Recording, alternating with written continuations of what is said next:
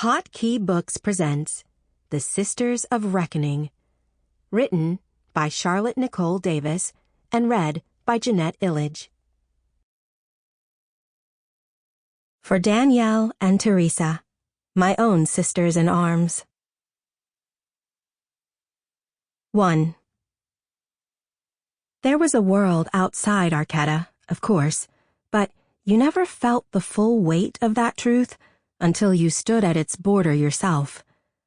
It looked no different to Aster on the other side. The same trees grew in Farron, their spring green leaves shimmering in the wind, and the same road snaked between them like a wide, brown river. But here, in Arquetta, there were dustblood debts and raveners on hell horses and welcome houses full of children, and vengeance to cry out at the cruelty of it all. And there, in Farron, freedom. Aster shifted in the delivery wagon's driver's seat, gripping the reins tightly in her sweat-slicked hands. Raven, always a girl of few words, was even quieter than usual, her face set in a carefully neutral expression as they approached the border checkpoint. This wasn't the first time for either of them, smuggling a girl into Farron for the lady ghosts, but it hadn't gotten any easier with experience.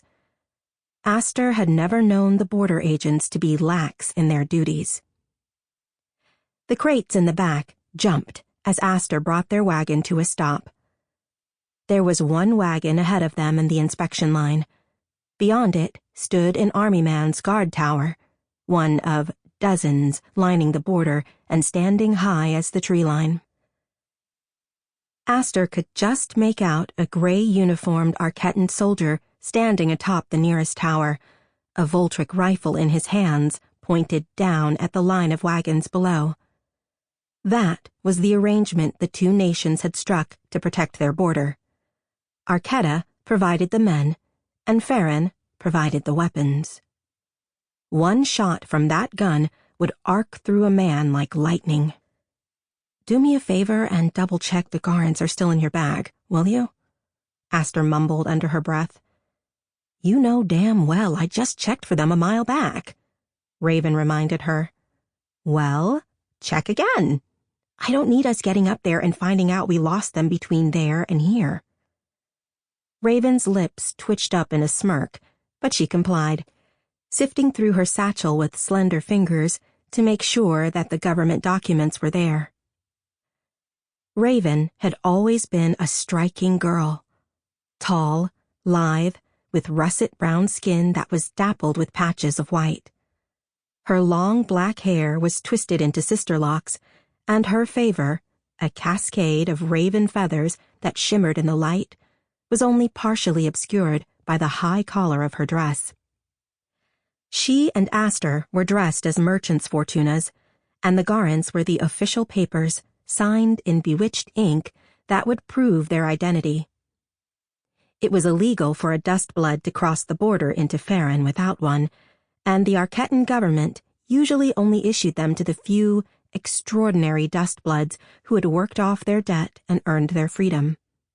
But there were rare exceptions to the rule, and one such was for good-luck girls who had been purchased outright by a brag as his personal consort, or Fortuna, and who might need to cross the border with him.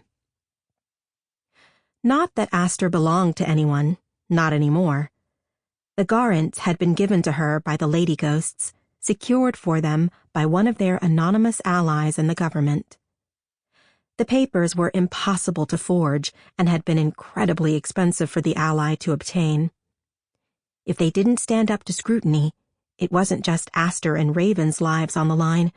It was the whole network the ladies had built. "See? Right where we left them," Raven murmured, showing Aster the documents. Aster felt her expression relax ever so slightly. "Nothing to worry about, boss." Boss. The word rang false in Aster's ears. At 19, Raven was a year older than Aster, and she had been with the ladies longer too. But Sample complete. Ready to continue?